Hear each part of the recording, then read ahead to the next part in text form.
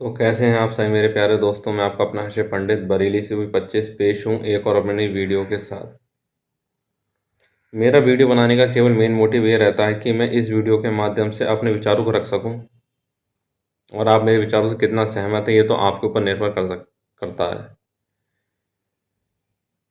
Company चाहे कोई सी भी हो, आपने चाहे किसी भी सेक्टर में काम कर रखा हो, चाहे प्राइवेट सेक्टर हो, कॉरपोरेट सेक्टर हो, एक्सेट्रा, आप किसी भी कंपनी में काम कर रहे हैं तो वो कंपनी आपको एम्प्लॉय ना समझकर आपको अपना बंधुआ मजदूर समझती है, और काम का इस कदर आपके ऊपर प्रेशर डालती है, या तो आप काम छोड़ दो या उसका टारगेट पूरा कर दो। उसका टारगेट पूरा हो गया तो जो ऊपर बैठे हुए अधिकारी हैं उनकी अपनी सैलरी फिक्स होकर आनी है। वो फील्ड में उतर कर तो देख नहीं रहे हैं कि व्यक्ति किन परेशानियों से जूझ रहा है, और जो व्यक्ति फील्ड पर जा रहा है उस टारगेट को पूरा करने के लिए हर व्यक्ति कोशिश करता है जो उसे टारगेट दिया गया वो सही टाइम पर सही समय से उसका पूरा हो सके। लेकिन उसका टारगेट पूरा नहीं हो पाता है किन्हीं कारणों के चक्कर में, क्योंकि फील्ड में एक समस्या नहीं है, बहुत सारी समस्याएं हैं।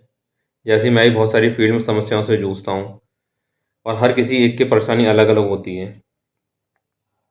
लेकिन कंपनी में जो बैठे हुए ऊपर के जो अधिकारी हैं वो इन चीज़ों को नहीं समझते हैं। उन्हें केवल एक ही चीज़ चाहिए कि उनका टारगेट पूरा हो जाए, और अपने आप को इस कदर दिखाने की कोशिश करते हैं कि जैसे कि फील्ड में कोई काम ही नहीं है हम लोगों के लिए। हम लोग केवल फालतू में घूमने के लिए जा रहे हैं फील्डों में, और केवल फालतू का पैसा दे रही है कंपनी। लेकिन उनको ये चीज़ समझ में नहीं आती है कि जो भी एम्प्लॉय फील्ड में उतर कर काम कर रहा है वो अपना 100% देने की कोशिश करता है, जिससे कि कंपनी की वैल्यू बन सके। लेकिन उनके लिए उनसे जो नीचे के एम्प्लॉय हैं, ऊपर बैठे अधिकारियों के जो नीचे एम्प्लॉय काम करते हैं, उन्हें लगता है कि वो एम्प्लॉय नहीं है, वो उनके बंधुआ मजदूर हैं।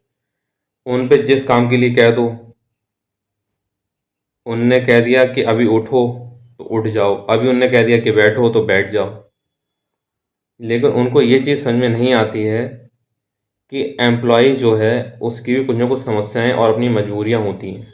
जब वो फील्ड पर जाता है और टारगेट को पूरा करने की कोशिश करता है, लेकिन किसी कारणवश उसका टारगेट पूरा नहीं हो पाता है, तो मेरा सभी अधिकारियों से एक ही चीज़ कहना है, जो कंपनी में चाहे जो भी जोनल हेड होते हैं या क्लस्टर हेड होते हैं या सर्किल इंचार्ज होते हैं या डिवीज़न इंचार्ज होते हैं, जो भी हैं, मैं उनसे बस एक ही बात कहना चाहता हूँ कि आप एम्प्लॉय को एम्प्लॉय समझें, ना कि उसको अपना नौकर समझें। जो व्यक्ति अगर फील्ड पर आया है तो वो काम करने के लिए आया है, वो घर बैठने के लिए नहीं आया है। और अगर वो फील्ड पर देकर अपना पूरा समय दे रहा है तो वो काम करने के लिए दे रहा है और सैलरी के लिए ही दे रहा है।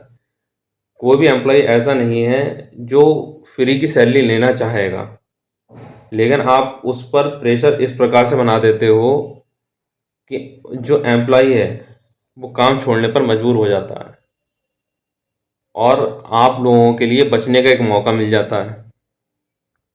जो अधिकारी हैं उनके लिए वो तो ये कहकर बच जाते हैं कि साहब हमारे एम्प्लॉय ने काम नहीं करा था, हमने उसको निकाल दिया।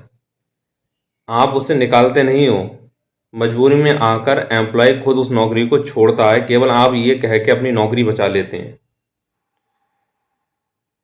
मैं सभी कंपनियों के अधिकारियों से एक ही बात कहना चाहूँगा, किसी भी एम्प्लॉय पर इतना प्रेशर मत डालो कि वो कुछ ऐसा करने पर मजबूर हो जाए जो वो नहीं करना चाहता है। आप लोगों को लगता होगा कि एम्प्लॉय काम नहीं करना चाहता है, एम्प्लॉय काम करना चाहता है, बस आपको काम करवाना आना चाहिए। अगर उसका 90% का टारगेट है और वो कभी 85% पर रह जा रहा है तो उसकी मजबूरी समझने की कोशिश करें। बस मैं आप सब लोगों से यही बात कहना चाहता हूँ। हर हर महादेव, जय भोले की।